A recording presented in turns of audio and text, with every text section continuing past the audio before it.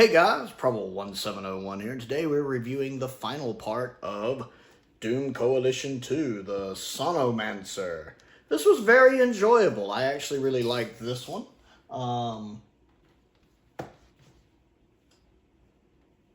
First off, I want to give a shout out to Robert. Of course, Robert has sent all three of these pretty box sets you see here behind you. So I do want to say thank you to Robert. He's been a huge supporter of the channel. I always love getting fan mail, and I very much enjoyed, for the most part, these three box sets. So, big thank you for that. I really appreciate Robert sending them.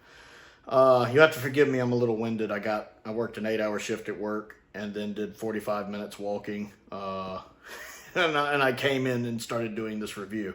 Wonderful timing. Wile E. Coyote, super genius. But the Sonomancer is a good finish. Once again, the sound mixing is good in this one, like it was in Part 3, unlike Part 2. And I like the story. We have River Song show up. She was teased at the end of Part 3, with a card being left in the TARDIS saying, "Hello, sweetie." That leads them to this volcanic planet. Imagine a whole planet that's basically Pompeii. And Kalira, the evil Time Lord that's become kind of an entity at this point, is working with the 11. We have the 11 back in the story, although he's not as threatening in this one as he is in the others. He feels a little impotent compared to how he normally is. He gets a couple good licks in, but he gets thwarted a little easier than I expected. To be fair, I mean, I've seen the Master get thwarted easier than I expected, so it's not out of character for an evil Time Lord to get thwarted easier than you expected. But he's just not as clever, and it seems like he hasn't planned too far ahead. It almost seems like he's being used by Kalira in this one.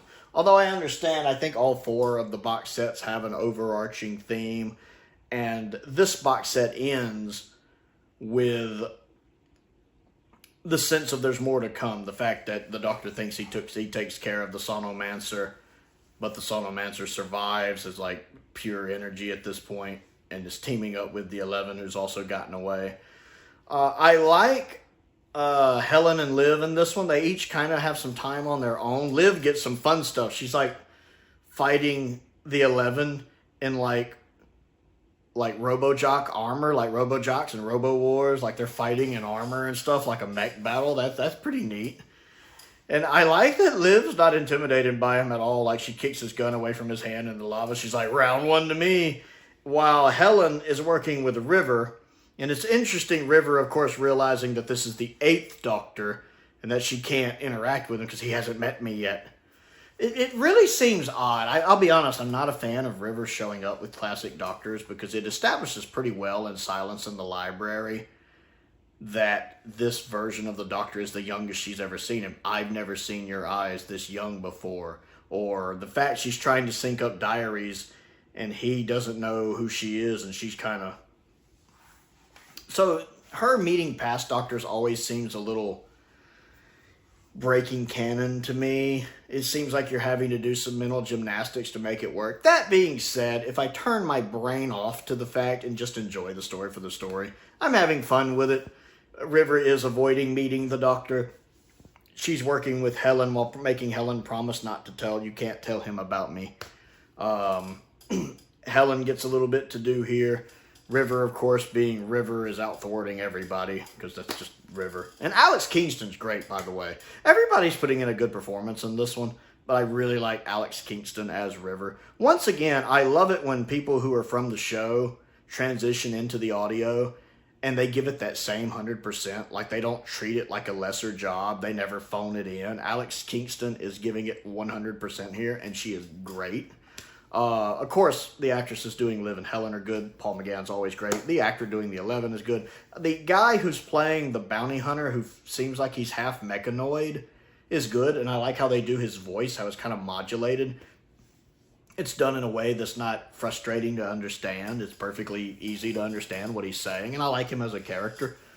It has a really good ending. Now, the 8th Doctor spends a lot of it talking with the Sonomancer. They're having a conversation back and forth, so in a way, he's kind of sidelined. It just cuts back to them talking sometimes. Although he does outsmart her at the end, and he thinks he kills her, but he doesn't. She survives. But you really see River and Liv and Helen doing more of the heavy lifting with the action scenes in it.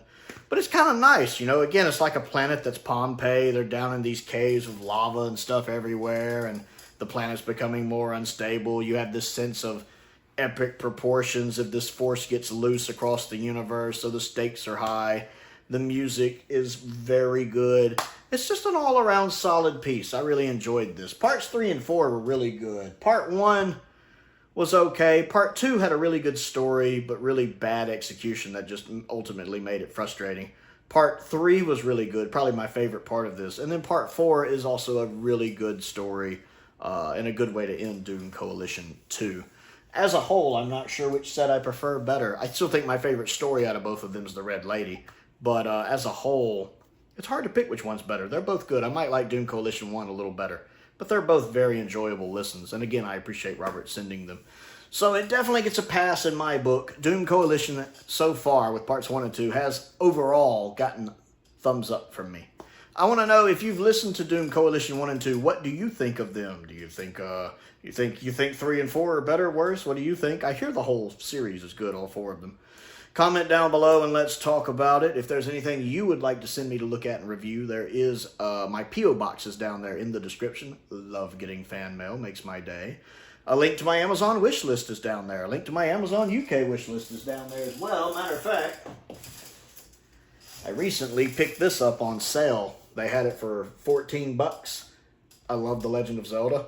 And I'd really like to get the other 2 books. They're on. I know at least Hyrule Historia is on my wish list. I need to add the artifacts, but I haven't done that yet. And I'd love to get those since they're also on sale if anyone wants to send those. I'd like to have all 3. Or if you would like to support me on my Patreon, a link to my Patreon is down there as well. I want to give a shout out to some of my top tier patrons, Colin Coney, Sam Venning, Finn Perkins, and Unknown289. I appreciate their support, as I do the support of all of my patrons, each and every one of you. A lot of you, even a lot of them at the lower tiers, a lot of you across all the tiers have been with me for a long time, and I really, really appreciate each and every one of you. Most importantly, thank you for watching.